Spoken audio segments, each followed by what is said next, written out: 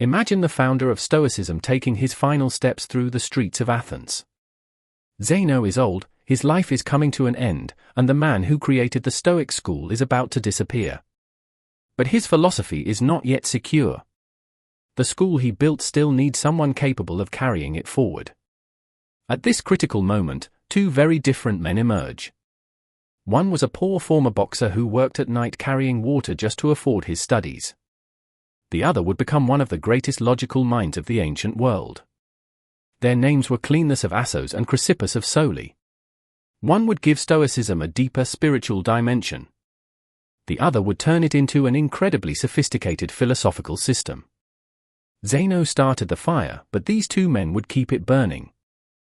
Cleanthes was born around 330 BC in Assos, in Asia Minor. His early life looked nothing like that of an academic philosopher. According to ancient sources, he was originally a boxer and came to Athens with very little money. He wanted to study under Zeno, but philosophy did not pay his bills. To survive, he reportedly worked during the night carrying water for gardeners. During the day, he listened to philosophical discussions and studied. Think about the contrast. While other students could spend their time debating in comfort, Cleanthes had to earn enough money simply to remain in the school. Yet he continued. His life became a living example of one of the principles that Stoicism would later become famous for. Wisdom was not reserved for the wealthy. A person did not need luxury, influence, or perfect circumstances to improve their character. Cleanthes could be physically exhausted and financially poor, yet still dedicate himself to understanding how a human being should live. When Zeno eventually died, Cleanthes became the leader of the Stoic school. But he faced a difficult task. The founder was gone, and Stoicism was still a relatively young movement competing against powerful philosophical traditions in Athens. Cleanthes did not simply copy Zeno. He expanded the spiritual side of the philosophy. His most famous surviving work is the Hymn to Zeus, a poem that presents the universe as an ordered and rational whole. Zeus is not merely the mythological god known from traditional Greek stories. For Cleanthes, Zeus represents the divine reason that permeates the cosmos. Nature is not meaningless chaos. Everything is connected through a greater rational order, and human beings are part of that order. This gave Stoicism a distinctly spiritual character. To live well was not simply to control your emotions or endure hardship. It was to understand your place within the larger structure of reality and willingly live according to it. Cleanthes also helped develop one of the most famous ideas in Stoic philosophy, living in accordance with nature. This phrase is easy to misunderstand. It did not mean abandoning civilization, rejecting technology, or running away into the wilderness. It meant living according to reason and understanding the order of the world instead of constantly fighting against circumstances that cannot be changed. Nature has its own laws, and human beings are part of those laws. We become miserable when we demand that reality behave according to our wishes. We become stronger when we understand what reality is actually like and adjust our actions accordingly. For Cleanthes, the universe was not simply a place where human beings happened to exist. It was an interconnected whole, and wisdom meant learning how to live as a conscious part of it. But Cleanthes alone could not guarantee the survival of Stoicism. The school needed something else. It needed someone capable of taking these ideas and turning them into a rigorous intellectual system. That person was Chrysippus of Soli. Born around 279 BC, Chrysippus arrived in Athens and became one of the most important figures in the history of the Stoa. He was not satisfied with repeating the teachings of Zeno and Cleanthes. He wanted to defend them, clarify them, organize them, and solve the difficult problems that critics could raise against them. Ancient writers credited him with hundreds of works, perhaps more than 700. Most of those books have disappeared, but their influence survived through later authors who quoted or discussed his arguments. The ancient world eventually developed a saying about him: without Chrysippus, there would have been no Stoa. Chrysippus essentially became the architect of Stoicism. He worked across almost every major branch of philosophy. He wrote about logic, ethics, physics, language, knowledge, fate, human responsibility, and the structure of reality. One of his most useful ways of explaining philosophy was through the image of a garden. Imagine a garden protected by a strong wall. Inside are the soil, trees, and finally the fruit. For Chrysippus, logic was the protective wall. It guarded the mind against false arguments, contradictions, manipulation, and bad reasoning. Physics was the soil and the trees. It explained how nature and the universe worked. Ethics was the fruit. It was the ultimate purpose of the entire system. Learning how to reason and understanding how the universe works were valuable because they eventually helped a person live better. Philosophy was not supposed to be an intellectual game. Its final purpose was the transformation of human life.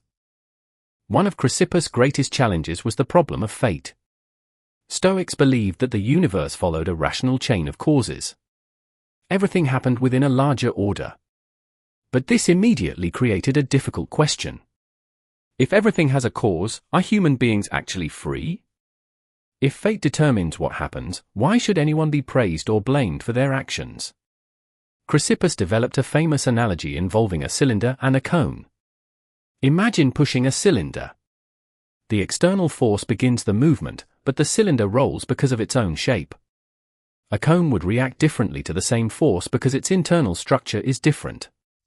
The outside event does not completely explain the movement. The nature of the object also matters. Chrysippus believed human beings worked in a similar way. We encounter external circumstances that we did not choose. We may become sick, lose money, experience betrayal, or face death. These events can come from causes beyond our control. But our response comes through our own character and judgment. Two people can face the same disaster and react in completely different ways. The event may be outside their control, but the interpretation and response are connected to who they are. This became one of the most important ideas in Stoicism. Fate determines the circumstances we encounter, but our character determines how we respond to them. The Stoic does not pretend that the outside world is irrelevant. Pain is still pain. Loss is still loss. Death is still death. What matters is that these things do not automatically determine whether a person responds with wisdom or destruction. The external event is one part of the story. The judgment that follows is another. This is why Chrysippus could defend both fate and human responsibility at the same time. A person does not need to control the entire universe to possess meaningful freedom. They need to understand their own role within it. Chrysippus also confronted what philosophers called the lazy argument. Imagine someone becomes seriously ill. If everything is determined by fate, they might reason that there is no point calling a doctor. If fate has decided that they will recover anyway. If death has already been determined, medicine cannot change the outcome. So why bother doing anything? Chrysippus rejected this conclusion. He argued that fate does not merely determine isolated results. It also determines the causes that lead to those results. Your recovery may be connected to the decision to seek medical treatment. Calling the doctor can therefore be part of the very chain of events through which you recover. Fate does not mean that your actions are meaningless. Your actions can themselves be part of the order of nature. This distinction is crucial because it separates Stoicism from simple fatalism. Fatalism says that nothing you do matters because the outcome is already fixed. Stoicism says something more subtle. You do not control everything that happens, but what you do still matters because your choices are themselves part of the chain of events. If you are sick, you should seek treatment. If you are in danger, you should act intelligently. If you face an injustice, you can attempt to correct it. If you fail, you must then deal with the result. The Stoic response is not passive surrender. It is rational participation in reality. Cleanthes and Chrysippus therefore saved Stoicism in two very different ways. Cleanthes preserved the spirit of Zeno's philosophy and deepened its vision of nature, reason, and the divine order of the cosmos. Chrysippus gave the school an intellectual structure powerful enough to defend itself against difficult objections. One gave Stoicism its spiritual voice.